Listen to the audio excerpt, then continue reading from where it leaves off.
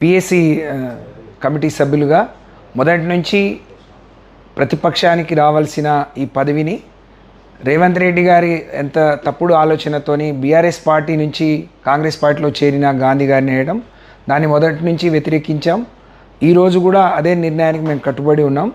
పోయిన సమావేశంలోనే మా గౌరవ సభ్యులు ప్రశాంత్ రెడ్డి గారు, రమణ గారు, కమలాకర్ గారు మేమందరం కూడా చెప్పాం, ఇది పార్లమెంట్ అసెంబ్లీ సాంప్రదాయాలకు విరుద్ధంగా మీరు పనిచేశారు, ఇది సరి అయింది కాదు. ఆయన అసలు బీఆర్ఎస్ పార్టీయా కాంగ్రెసా?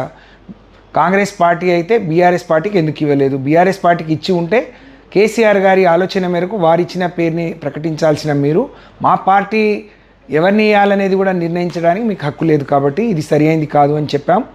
ఇవాళ ఎంత దిగజారుడు తనమంటే బీఆర్ఎస్ పార్టీ చేస్తున్న మరి ప్రయత్నం, ఇవాళ న్యాయస్థానం కూడా వారి మీద మొట్టికాయలు వేస్తుంది. ఎన్ని రోజుల్లో నిర్ణయాన్ని ప్రకటిస్తారని చెప్పి అడుగుతున్న క్రమంలో మొన్న సిఎల్పికి కూడా వాళ్ళని ఆహ్వానించకుండా అవమానం చేసినా సిగ్గు లేకుండా వాళ్ళు పార్టీ మారి మరి నిజంగా పార్టీకి ద్రోహం చేసిన వాళ్ళు ఈ విధంగా కొనసాగటం అనైతికం.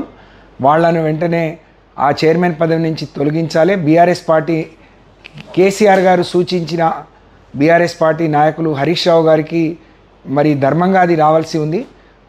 నామినేషన్ వేయని గాంధీని వేశారు, కానీ నామినేషన్ వేసిన హరీష్ రావు గారిని ఎందుకు తిరస్కరించారో చెప్పలేదు. కాబట్టి మరి ఈ విషయాన్ని ఆఖరి వరకు కూడా మేము ఇదే పోరాటం కొనసాగిస్తాం. మీ నిర్ణయం మార్చుకోమని చెప్పి మేము డిమాండ్ చేస్తూ ఉన్నాం.